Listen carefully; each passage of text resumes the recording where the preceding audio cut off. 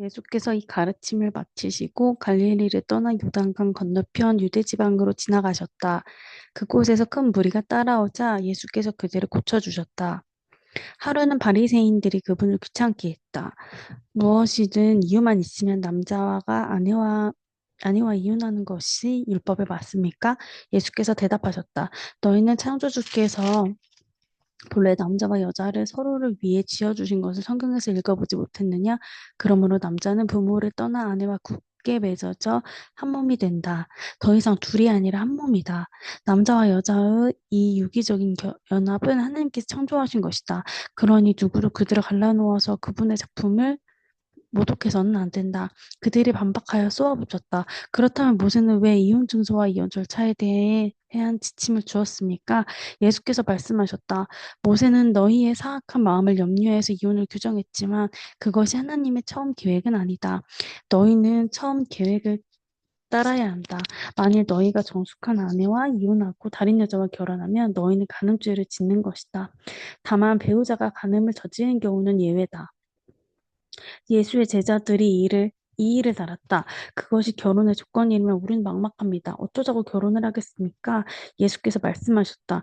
누구나 다 결혼 생활을 할 만큼 성숙한 것은 아니다. 결혼해서 살려면 어느 정도 자질과 은혜가 필요하다. 결혼은 모든 사람을 위한 것이 아니다. 나면서부터 결혼에 일절 관심이 없는 사람도 있다. 청혼을 받지 않거나 청혼에 응하지 않는 사람도 있다. 그런가 하면 하나님 나라를 위해 결혼하지 않기로 결심한 사람도 있다. 그러나 너희가 성숙하여 결혼의 큰 뜻을 이룰 수 있겠거든 그렇게 하여라. 하루는 사람들이 예수께서 손을 얹어 기도해 주시길 바라며 그분의 아이들을 데려왔다. 하지만 제자들이 그들을 쫓아냈다. 그러자 예수께서 끼어드셨다. 아이들을 그냥 두어라. 나한테 오는 것을 막지 마라. 하나님 나라는 이 아이들과 같은 사람들로 이루어진다. 예수께서 아이들을 손에 얹어 기도해 주신 뒤에 떠나셨다. 또 하루는 어떤 사람이 예수를 막아서며 물었다. 선생님, 제가 무슨 선행을 해야 영원한 생명을 얻겠습니까? 예수께서 말씀하셨다. 어째서 나의 선한 것이 무엇인지 묻느냐? 선한 분은 하나님 한 분뿐이시다. 하나님의 생명에 들어가고 싶거든 그분의 말씀대로 행하여라. 그 사람이 물었다. 구체적으로 어느 말씀입니까? 예수께서 말씀하셨다. 살인하지 마라, 간음하지 마라, 도둑질하지 마라, 거짓말하지 마라, 내 부모를 공경하라, 그리고 내 자신을 사랑하듯이 내 이웃을 사랑하라. 그 젊은이가 말했다. 제가 그것들을 다 지켰습니다. 무엇을 더 해야 하겠습니까? 예수께서 대답하셨다. 내게 있는 것 전부를 드리려거든 가서 내 재산을 팔아서 가난한 사람들에게 다 주어라. 그러면 내 모든 부가 하늘에 있게 될 것이다. 그런 다음 나를 따르라. 그것은 그 젊은이가 전혀 예상 못한 말씀이었다. 그는 기운이 쭉 빠져 예수를 떠나갔다. 그는 많은 것을 움켜쥐고 있어서 차마 그것을 놓을 수 없었다. 그가 떠나가는 것을 보며 예수께서 제자들에게 말씀하셨다. 부자가 하나님 나라에 들어가는 것이 얼마나 어려운지 아느냐? 내가 너희에게 말한다. 부자가 하나님 나라에 들어가는 것보다 낙타를 급히 몰아 바늘길을 통과하는 것이 더 쉽다. 제자들이 망연자실했다. 그러면 어느 누가 가망이 있겠습니까? 예수께서 그들을 유심히 바라보며 말씀하셨다. 너희 힘으로 해낼 수 있다고 생각하면 전혀 가망이 없다. 그러나 하나님께서 하실 수 있다고 믿으면 얼마든지 가능한 일이다. 그러자 베드로가 맞장구쳤다. 우리는 모든 것을 버리고 주님을 따랐습니다. 그래서 우리가 무엇을 얻겠습니까? 예수께서 대답하셨다. 그렇다. 너희는 나를 따랐다. 세상이 재창조되고 인자가 영광 가운데 다스릴 때 나를 따르던 너희도 이스라엘 열두 지파를 시작으로 함께 다스릴 것이다. 너희뿐만 아니라 누구든지 나 때문에 집이나 가족이나 땅이나 그 무엇이든 희생하는 사람은 모든 것을 백배로 돌려받을 것이다. 영원한 생명을 덤으로 받을 것은 말할 것도 없다. 이것은 위대한 반전이다. 먼저였으나 나중되고 나중이었으나 먼저 될 사람이 많을 것이다. 20장 하나님의 나라는 아침 일찍 자기 포도원에서 일할 일꾼들을 고용하러 나간 재산 관리인과 같다. 일꾼들은 일당 5만 원에 합의하고 일하러 갔다. 얼마 후 9시쯤 관리인은 동네 공터에서 일 없이 어슬렁거리고 있는 다른 사람들을 보았다. 그는 그들에게 자기 포도원에 가서 일하라고 하면서 품삯을 상당히 쳐주겠다고 했다. 그들이 일하러 갔다. 관리인은 정오에도 그리고 3시에 똑같이 그렇게 했다. 5시에 다시 나가보니 아직도 서성이는 사람들이 있었다. 그가 말했다. 당신들은 왜 하루 종일 하는 일 없이 서성거리고 있어? 그들이 말했다. 아무도 우리를 써주지 않아서 그렇습니다. 관리인들은 그들에게 자기 포도원에 가서 일하라고 했다. 드디어 하루 일이 끝나자 포도원 주인이 작업반장에게 지시했다. 일꾼들을 불러서 품삯을 주어라. 나중에 고용한 사람부터 시작해서 먼저 온 사람까지 그렇게 하라. 5시에 고용된 사람들이 와서 각각 5만 원씩 받아갔다. 먼저 고용된 사람들이 그것을 보고 자기들은 훨씬 많이 받을 줄로 알았다. 그러나 그들도 똑같이 5만 원씩 받았다. 5만 원을 주고서 그들은 화가 나서 관리인에게 투덜거렸다. 마지막에 온 일꾼들은 고작 1시간밖에 일하지 않았는데도 하루 종일 땡볕에서 고생한 우리와 똑같이 대우했습니다. 관리인들은 모두 대신해서 말한 그 일꾼에게 대답하였다. 친구야, 나는 부당하게 하지 않았소. 우리는 품삯을 5만 원에 합의하지 않았소. 그러니 받아가시오. 나는 맨 나중에 온 사람에게도 당신들과 똑같이 주기로 정했소. 내 돈으로 내 마음대로 할 수 없단 말이오. 내가 후하다고 해서 당신들이 인색해지려는 것이오. 여기에 다시 한번 위대한 반전이 있다. 먼저였으나 나중되고 나중이었으나 먼저 된 사람이 많을 것이다.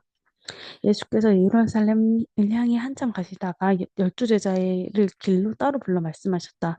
내 말을 잘 들어라. 우리는 지금 예루살렘으로 올라가는 길이다. 그곳에 가면 인자는 종교 지도자와 학자들에게 넘겨질 것이다. 그들은 인자에게 사형을 선고할 것이다. 그리고 인자를 로마 사람들에게 넘겨주어 조롱하고 고문하고 십자가에 못 박을 것이다. 그러나 사흘째 되는 날에 인자는 다시 살아날 것이다. 그때 세베대의 아들들을 의 어머니가 두 아들과 함께 와서 예수님 앞에 무릎 꿇고 정했다. 무엇을 원하느냐 예수께서 물었다. 그 여인이 말했다. 제 두 아들에게 하나님 나라의 최고 영광자리를 주십시오. 하나는 주님 오른편에 하나는 주님 왼편에 약속을 해주십시오. 예수께서 대답하셨다. 너희는 너희가 무엇을 구하는지 모른다. 그러고는 야고보와 요한에게 말씀하셨다. 내가 마시려는 잔을 너희가 마실 수 있겠느냐? 그들이 말했다. 물론입니다. 왜 마시지 못하겠습니까? 예수께서 말씀하셨다. 생각해보니 너희는 과연 내 잔을 마실 것이다. 그러나 영광의 자리를 주는 것은 내 소관이 아니다. 내 아버지께서 하시는 일이다. 다른 열제자가 이 대화를 듣고 분통을 터뜨렸다. 두 형제에게 아주 정내미가 떨어졌다. 예수께서는 그들을 불러놓고 바로 잡아주셨다. 하나님을 모르는 통치자들이 얼마나 위세를 부리며 작은 권력을 얼마나 빨리 취하는지 너희는 보았다. 너희는 그래서 안 된다. 누구든지 크고자 하면 섬기는 사람이 되어야 한다. 너희 가운데 누구든지 첫째가 되고자 하면 먼저 종이 되어야 한다. 인자가 한 일이 바로 그것이다. 인자는 섬김을 받으러 온 것이 아니라 섬기러 왔다. 포로로 잡힌 많은 사람들을 살리기 위해 자기 목숨을 내어주려고 왔다. 그들이 여리고를 떠나려는데 큰 무리가 따라왔다. 그때 길가에 앉아있던 눈먼 두 사람과 마주쳤다. 두 사람은 예수께서 지나가신다는 말을 듣고 갑자기 소리쳤다. 주님, 우리를 불쌍히 여겨주십시오. 다윗의 자손이여 불쌍히 여겨주십시오. 무리가 그들을 조용시키려고 했으나 그들은 더 크게 소리쳤다. 주님, 우리를 불쌍히 여겨주십시오. 다윗의 자손이여 불쌍히 여겨주십시오. 예수께서 걸음을 멈추시고 그들을 부르셨다. 네게 무엇을 원하느냐? 그들이 말했다. 주님, 눈을 뜨기를 원합니다. 보기를 원합니다. 예수께서 몹시 치근한 마음에 그들의 눈을 만져주셨다. 그들은 그 즉시 시력을 되찾았고 행렬에 함께했다. 21장 일행이 예루살렘 가까이 와서 올리브산 벳바게에 이르렀을 때 예수께서 두 제자를 보내시어 지시하셨다. 맞은편 마을로 가거라. 거기에 나귀가 매여 있고 새끼도 함께 있을 것이다. 줄을 풀어서 내게로 끌고 오너라. 왜 그러고 있느냐 누가 묻거든 주님께서 필요로 하십니다 하여라. 그럼 보내줄 것이다. 이것은 일찍이 예언자가 다음과 같이 그러는 이야기의 전말이다. 시온도 따르게 말하여라. 보아라 너희 왕이 오시는데 의연하게 준비된 모습으로 나귀를 타셨으니 어린 낙이 곧 짐을 나르는 짐승의 새끼다. 제자들이 가서 예수께서 시키는 대로 했다. 그들이 나귀와 나귀 새끼에게 끌어와서 그 위에 자기 옷을 펼치자 예수께서 올라서셨다. 무리 가운데 있던 대부분의 사람들이 길 위에 자기 옷을 펼쳐놓고 그분을 왕으로 맞이했다. 다른 사람들은 나뭇가지를 꺾어다가 길에다 깔며 그분을 환영했다. 무리가 앞서가고 뒤따르며 일제히 소리쳤다. 다윗의 자손께 호산나 복되다 하나님의 이름으로 오시는 이여 가장 높은 곳에서 호산나. 하나님께서 예루살렘으로 돌아가시다 도시 전체가 동요했다. 사람들이 들떠서 물었다. 무슨 일이요? 이 사람이 누굽니까? 행여로 무리가 대답했다. 갈릴리 나사렛에서 나신 예수 예언자 예수이십니다. 예수께서 곧바로 성전으로 가셔서 상점을 차려놓고 파고 사는 사람들 모두를 내쫓으셨다. 고리대금 업자의 가판다와 비둘기 상인들의 진열대도 뒤엎으셨다. 예수께서 다음 말씀을 인용하셨다. 내 집은 기도하는 집이라고 일컬어졌다. 그런데 너희는 그것을 도둑의 소굴로 만들어버렸다. 그제야 눈먼 사람과 다리를 저는 사람들이 들어설 자리가 생겼다. 그들이 예수께 오니 예수께서 그들을 고쳐주셨다. 종교 지도자들은 예수께서 하신 엄청난 일들을 보고 또 성전에 내달리며 다윗의 자손께 호산나 하고 외치는 아이들의 소리를 듣고는 발끈해서 예수께 따졌다. 이 아이들이 뭐라고 하는지 듣고 있어? 예수께서 말씀하셨다. 물론 듣고 있다. 너희는 내가 아이들과 아기들의 입에서 나오는 말로 찬양의 집을 꾸미겠다고 하신 말씀 읽어보지 못하였느냐? 예수께서 진저리를 내쉬며 그곳에 돌아서서 그 도성을 떠나셨다. 베다니로 가셔서 그곳에서 밤을 지내셨다.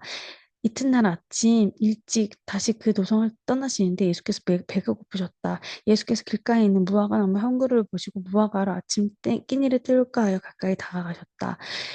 나무 옆에 가서 보니 무화과 잎사귀밖에 없었다. 예수께서 이제부터 이 나무에 영원히 무화과가 열리지 않을 것이다 하고 말씀하셨다. 그 즉시 무화과 나무가 마른 막대기처럼 말라버렸다. 이것을 본 제자들은 눈을 비비며 말했다. 우리가 본 것이 정말인가? 방금 전까지도 잎이 무성한 나무였는데 금세 마른 막대기가 되다니. 예수께서 차분히 말씀하셨다. 그렇다. 너희가 이 천국의 삶을 풀고 하나님을 의심하지 않으면 너희도 내가 무화과 나무 한 것처럼 작은 일을 행하고 또한 큰 장애물까지 극복하게 될 것이다.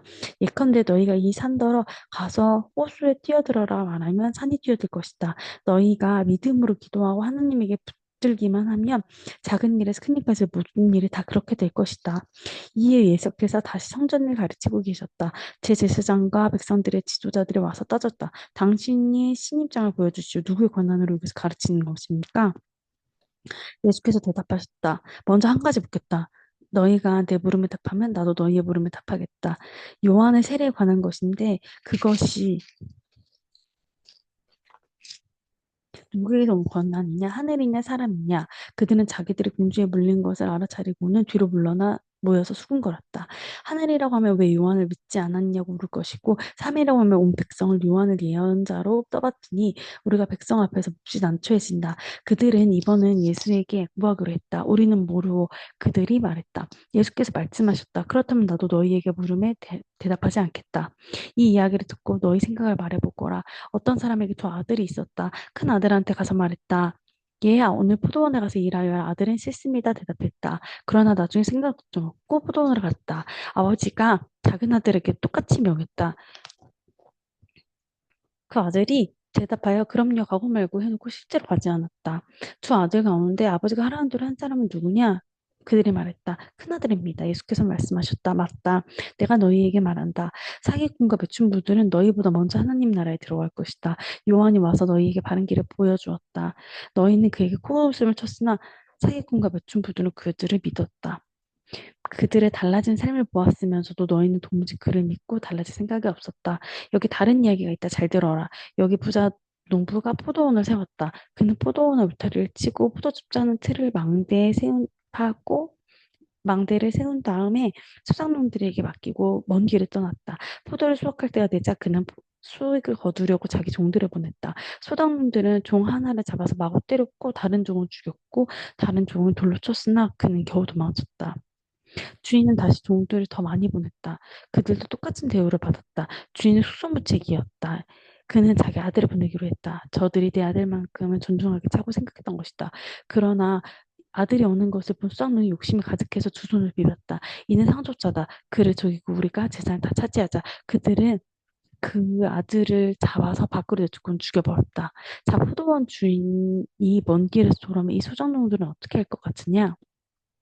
그럼 묻된 이 땅을 죽일 것입니다. 죽어 마땅한 자들입니다. 그들이 대답했다. 그리고 포도원 제때 수익을 바칠 만한 수확물들에게 바뀔 것입니다. 예수께서 말씀하셨다. 맞다. 너희가 성경을 직접 읽어보면 알 것이다. 석봉들이 내버린 돌이 이제 보통의 돌이 되었다. 이것은 하나님이 행하신 일, 눈을 씻고 보아도 신기할 따름이다. 너희한테도 똑같다. 하나님 나라를 너희에게서 빼앗아 그 나라의 삶을 살아갈 사람들한테 넘겨줄 것이다. 누구든지 이 돌에 걸려 넘어진 사람을 부서질 것이요. 이 돌이 그 사람 위에 떨어지면 그는 완전한 가루가 될 것이다. 종교 지도자들의 이야기를 듣고 나서 그것이 자기들을 두고 한 말임을 알았다. 그들은 예수를 체포해 감옥에 가두고 싶었으나 여론을 두려워 참았다. 대부분의 사람들이 예수를 하나님의 예언자로 알았던 것이다. 아멘.